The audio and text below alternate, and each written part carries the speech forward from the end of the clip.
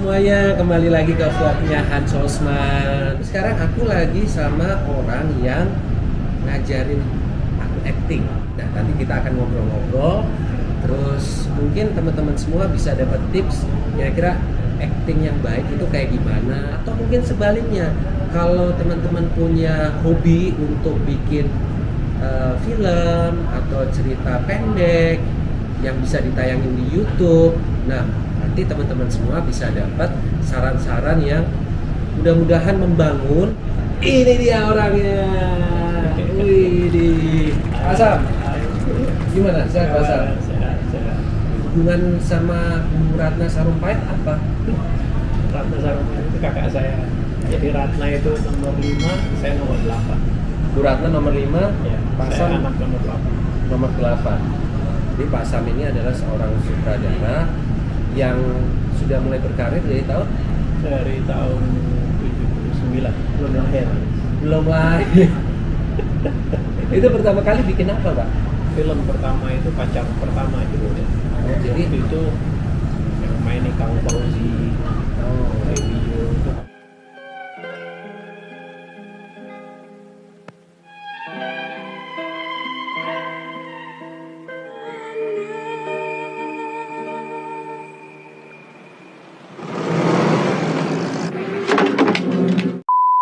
terus yang bikin Pak Sam mau jadi seorang sutradara apa? Ya, karena jadi sutradara itu enak. Enaknya apa? Kamu bisa menciptakan dunia sendiri seperti apa maunya kamu berdasarkan skenario. Itu awalnya sebenarnya dari suka nonton kan, terus kepikir dulu waktu kecil, ini kayak apa sih bikinnya gitu. Iya kan, sampai kita bisa nangis, kita bisa marah, kita bisa kesel gitu. Itu pinter nih yang bisa bikin. Pengen jadi sutradara gitu. Tapi waktu pertama kali menjadi asisten sutradara itu jalannya gimana, Pak Sam? Maksudnya kan kita nih benar-benar kosong nih, nggak punya kenalan siapa-siapa, tapi pengen nih jadi sutradara, harus menjadi asisten dulu. Nah, gimana awalnya yang ngambil Pak Sam jadi asisten? Ya, kalau dulu itu hierarki yang bikin seperti itu, hierarki dari organisasi. Kan ada organisasi orang film, karyawan film dan televisi. Organisasi itu mensyaratkan begitu. Kalau sekarang kan kamu punya HP kan, terus kamu punya ide yang bagus, bisa bikin film sendiri. Sekarang nggak perlu begitu-gitu. Sekarang kamu bisa jadi sutradara anytime. Kalau dulu memang susah. Kamu ditanyain pernah jadi asistennya siapa aja, pemain yang kamu pernah sutradarai siapa aja gitu. Sekarang kamu punya ide yang bagus, dan itu memang kalau bikin film ya begitu. Ya, kamu punya ide, punya sesuatu yang ingin kamu katakan ke penonton, bikin, jadi sampaikan ke penonton dalam bentuk film. Pak Sam pertama kali ikut organisasi itu caranya gimana? Itu mendaftar. Jadi lulus dari sekolah. Sekolahnya dulu apa? Dulu di IKJ, sekolah film. Dulu namanya LPKJ, Lembaga Pendidikan Kesenian Jakarta. Jadi itu Taman Nasional Marzuki ada sekolah. Jadi IKJ yang sekarang itu LPKJ. Ya, ada jurusan film, ada jurusan teater, jurusan tari. Bedanya apa, Pak? Kalau zaman dulu dengan zaman sekarang? Misalnya mungkin zaman dulu itu kameranya pakai apa sih? Seluloid. Ya, seluloid. Terus sekarang kan udah digital kayak begini. Tantangannya dulu dengan sekarang bedanya apa? Dulu itu kamera itu sebesar badannya kamera itu, refleks itu sebesar setengah meja ini. Kru itu dulu 50-60 orang. Sekarang teknologi yang baru itu sampai ke digital video dulu, kemudian digital itu kemudian membuat semuanya jadi sederhana. Kamu punya HP, kamu punya sesuatu untuk kamu katakan. Kamu mau cerita bahwa saya nggak suka ada anak yang dibully. Bikin film pendek pakai HP. Ya, kamu tinggal tentukan pemainnya siapa gitu, berapa orang pemainnya, lokasinya di mana.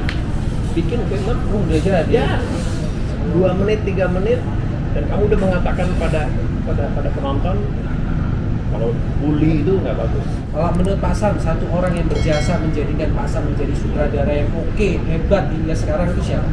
Saya ada 2 orang yang paling berpengaruh. Yang pertama Asrul Sani. Asrul Sani ini penyair dulu. Ya, kalau dulu di sastra Indonesia itu ada angkatan pujangga baru. Itu ada Asrul Sani, Rifai Apin, sama Hairil Anwar. Asrul Sani ini dia seniman. Kemudian dialah yang mendirikan LPKJ bersama seniman lain. Kebetulan Asrul Sani ini jadi kakak ipar saya. Jadi salah satu dari seorang kakak saya nikah sama Asrul Sani. Untung dong pasar. Beruntung sekali. Tiba-tiba saya melihat idola saya yang saya udah baca dari puisi-puisinya dulu, tiba-tiba ada depan muka saya gitu. Menjadi keluarga besar. Menjadi keluarga. Itu memotivasi saya. Ya. Yang kedua Syumanjaya. Syumanjaya itu sutradara terkenal, ya kita bisa lihat filmnya. Dan dia itu saya pernah mengasistani dia. Kalau nggak harus dia bilang apa, bukan asisten, co-director. Jadi statement itu oleh Syumanjaya membuat saya lebih percaya diri. Itu dua sutradara yang membekas. Salah satunya yang memotivasi Iya, yang dan membuat saya lebih percaya diri. Iya. Ini Pak Sam dulu sebelum berkarir itu sempat ada sekolah atau belajar gitu nggak sih Pak? Dan yang kedua, penting nggak sih selain kita otodidak belajar di lapangan untuk zaman sekarang, mempelajari teorinya sendiri tuh sebenarnya masih berlaku nggak? Oh iya, penting. Jadi dulu saya masuk sekolah film, saya 5 tahun sekolah film. Kemudian saya ambil S2 juga. S2-nya di mana Pak? S2-nya di Surakarta. Surakarta. ISI. Institut Seni Indonesia. Institut Seni Indonesia. Jadi teori itu sebenarnya juga penting untuk orang menjadi sutradara. Sangat-sangat penting. Nggak hanya dengan modal HP terus bisa itu makanya saya memberikan karya yang bagus itu enggak. Saya kira penting. Saya nggak bilang bahwa kalau kamu nggak sekolah film maka kamu nggak jadi sutradara jago, enggak loh. Ya, banyak otodidak. Minum tuh ya. Ya, banyak sutradara hebat yang Otodidak. yang tidak melalui sekolah film. Banyak. Ya, tapi sekolah film juga penting. Akhirnya selain berkarir menjadi sutradara, pekerjaan lain di dunia seni, Pak Sam pernah misalnya memangku jabatan apa, pernah misalnya punya kursus atau ngajar gitu atau apa gitu. Saya hanya di teater ya, saya Teater. banyak bantu kakak saya Ratna Sarumpait itu sutradara teater. Aktivitas teaternya di beberapa saya bantu dia dalam teater, jadi saya juga ngerti lah karena teater sama film itu dekat Hans. Film itu bentuk advance dari teater itu. Nah, jadi saya dulu berteater juga, kemudian ya itu di kampus. Di kampus, maksudnya di kampus Saya ngajar. Oh ngajar di kampus Ya, Pak? saya ngajar. Mata kuliah yang saya ajarkan itu penyutradaraan. Penyutradaraan sampai Ya, sekarang? Sampai sekarang. Kalau kamu sebut Riri Riza, Oh, sutradara Riri Riza. itu bekas murid. Oh. Kalau kamu sebut Hanung Bramantio, Iya. itu bekas murid. Oh, muridnya sutradara besar semua dilahirkan oleh Pak Sam. Garin Nugroho, itu bekas murid. Oh. Jadi semua sutradara-sutradara dari IKJ itu didikannya dari Ya, Pak Sam. Pertama kali lihat Hans, kesan-kesannya apa sih?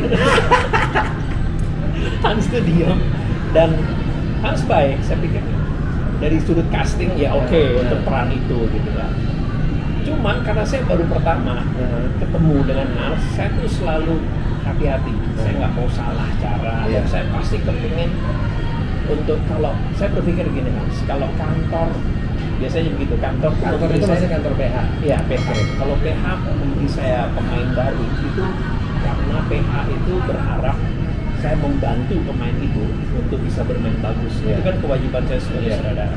Nah, yang terjadi pada saat itu saya lihat memang Hans masih pemain baru. Iya. Jadi saya memang agak kerja keras untuk Hans membuat Hans itu relax. Nah. Tapi semua prasyarat untuk bermain itu udah ada, Hans sudah hafal.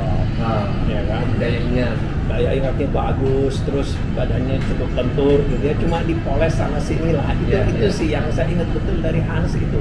Pak Sam ini sebagai sutradara itu terkenal galak banget guys. Kenapa sih Pak kalau sutradara yang galak banget? Enggak. Sebenarnya saya kurang setuju. Oh kurang setuju. Saya gimana? Jadi gini. Ini kesempatan juga untuk saya klarifikasi. Mereka menyebut saya galak karena apa? Saya selalu menuntut mereka siap. Pemain memang harus siap. Iya. Apa sih kesiapan pemain di lapangan? Dia harus hafal teks. banyak sekarang yang ngapalin itu kalau udah masuk Iya. set ngapalin Itu. orang nunggu nggak kelar. Iya, terus kita lihat dia masih baca skenario gitu. Itu nggak boleh terjadi ya. Iya. Ya banyak teman-teman tuh yang terjadi itu. Begitu kamu masuk ke lapangan, ketemu sama sutradara dan sutradara tanya, oke, peranmu apa, dan kamu bisa jawab pertanyaannya. Sutradara akan yakin, oh orang ini, pemain ini siap. Yang sering terjadi kebalikannya. Nah, inilah makanya buat teman-teman semua itu pasti banyak Pak yang punya keinginan untuk menjadi seorang aktris. Kalau menurut Pak Sam sendiri nih, apa yang perlu mereka persiapkan untuk menjadi seorang aktris yang baik? Pertama sekali, teman-teman yang mau jadi pemain, jadi artis, harus bertanya dulu pada diri, aku berbakat apa enggak? Tapi tahunya gimana Pak? Misalnya kan itu harus dinilai oleh orang lain ya. Biasanya mereka sering ngaca, di kaca, dicomin, terus mereka suka nonton, mereka suka menghayal. Oh, itu Iya. bagus. Itu salah satu gejalanya punya bakat apa enggak ya? Dia jadi Cinderella. Oh. Nanti abis mandi nih sama mamanya, dia abis nonton TV, dia tuh jadi tokoh lain lagi. Sebelum dia tidur di tempat tidur, dia udah menghayal ya, jadi apa lagi? Itu bakat. Salah satu ciri-cirinya Salah satu untuk cirinya. mengetahui apakah dirinya berbakat atau enggak Ya. itu seperti yang Pak Dengan Sam itu. barusan. Jaminan nggak sih Pak orang yang menjadi aktris itu harus punya fisik yang bagus? Enggak. Enggak.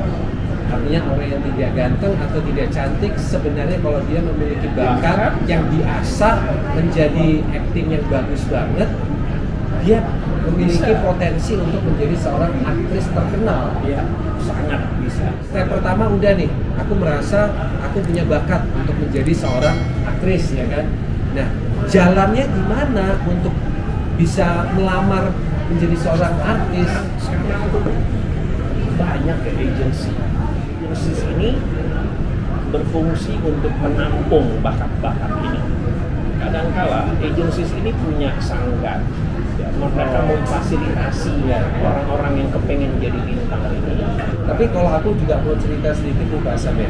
Ini mungkin pesan buat teman-teman semua yang sudah punya bakat terus mulai ikut lomba-lomba, kalian itu harus bisa menemukan agensi atau sanggar yang benar-benar jujur dan baik. Gak tahu ya sekarang masih iya apa enggak, tapi harus percaya sih masih ada oknum-oknum seperti ini yang mintain duit dari orang-orang yang pengen jadi artis, ujung-ujungnya uang dibawa lari, mereka nggak jadi apa-apa. Itu kesel banget loh lihat yang kayak begitu. Ya, jadi yang sering terjadi adalah mereka dijanjikan surga. Iya. Bahwa kamu harus setiap bulan store sekian uang gini-gini, lalu dengan janji bahwa nanti akan main. Apalagi mereka digiurkan begini, iya kalau mau jadi artis itu kita harus nyogok orang PH dulu, kita main orang dalam kayak gitu. Nah itu menurut Pak Sam gimana? Enggak bener lah, enggak, kasihan PH, kasihan teman-teman mereka kerja bener, kerja yang jujur kok enggak. Secara logika kita mau nyogok PH, emang PH itu masih bisa kita bayar, padahal kan PH yang menggaji kita. Iya. Kita kan artis, kita bekerja, kita yang digaji. Emang kita sanggup bayar bos kita sendiri? Iya. Logikanya kan gitu ya Pak ya. Tapi Pak Sam punya pesan-pesan nggak buat orang yang ingin menjadi sutradara yang profesional, sutradara yang terkenal seperti beberapa sutradara yang tadi sudah Pak Sam sebutkan? Pesan buat mereka apa? Jadi gini, dengan mudahnya teknologi, dengan banyaknya fasilitas yang membuat kita mudah menjadi sutradara, itu kita harus lebih hati-hati. Jadi maksud saya, jangan sembarangan juga bikin yang mentang-mentang udah ada HP, terus apa sih sembarangan gitu. Ada tanggung jawab model. Sutradara itu punya tanggung jawab model. Karena apa yang kamu buat dalam film pendekmu, itu adalah pesanmu pada masyarakat. Sederhananya gini Hans, ketika kamu ingin mengatakan sesuatu pada orang, bicaralah dengan jelas. Hal nggak sih Pak kalau mau bikin film itu? Sekarang udah jadi lebih murah Hans, dengan kamera, ya kan? Kamera cukup handphone gitu kan? Handphone, lampu. Dengan handphone ini kan sekarang ini available light loh. Lampu yang ada ini lebih terang sekali nih. Oh iya. Kayak gitu ya, kelihatan semua. Set lokasi gitu, Cawak lah ya, atau kalau ada rumah temen gitu, numpang gitu ya, bayar artis, bayar pemain. ajak teman. Jangan artis. Oke, kalau mau pakai artis yang udah terkenal, make friends. Artis itu jangan juga dipikir jauh, memang mereka orang-orang terkenal kan, tapi bukan berarti mereka nggak bisa disapa. Benar, Ya kan? bagaimanapun artis juga manusia. Iya, ajak ngomong, bilang aja aku pengen bikin film pendek, ideku tuh aku udah tulis bagus nggak mbak, gitu kan? Nah. Kalau dia memang seniman, artis dan dia lihat bagus idenya, pasti oke, nanti saya bantu. Banyak kok artis yang kayak gitu. Itu artinya artis yang memiliki jiwa seni yang tinggi Persis, dan ya. dedikasi yang luar biasa Ya. saat dia menjadi seorang artis. Tapi itu tadi idemu bagus. Jadi teman-teman semua, tadi udah nangkep ya. Intinya kalau menjadi seorang aktris harus punya modal, yaitu bakat. Bisa menilai bakat mereka dari kecintaan diri mereka sendiri terhadap dunia seni. Mulai mengeksplor dirinya, suka ngaca, terus suka nonton film, nyoba-nyoba aktingnya aktris yang ada di sinetron itu. Kemudian kalau mau menjadi seorang sutradara, ya mereka bisa dengan mudahnya zaman sekarang menggunakan handphone, lokasi disesuaikan yang kira-kira free. Kemudian mereka juga punya media untuk mengekspresikan diri mereka. Salah satu contohnya yang lewat YouTube. Kurang lebih gitu ya Pak Sam ya. Oke guys, aku rasa udah cukup ya kita ngobrol-ngobrolnya ini.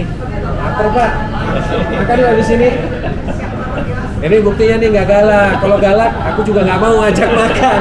Nanti bukan makan bareng, aku yang dimakan. Oke, sekali lagi. Terima kasih banyak Pak Sam. Sehat-sehat selalu ya. Salam buat keluarga. Makasih banyak semuanya yang udah nonton. Nanti saksikan lagi konten-konten aku berikutnya. Jangan lupa untuk like, subscribe, dan komen di bawah ini kira-kira aku mau membahas topik apa lagi ya.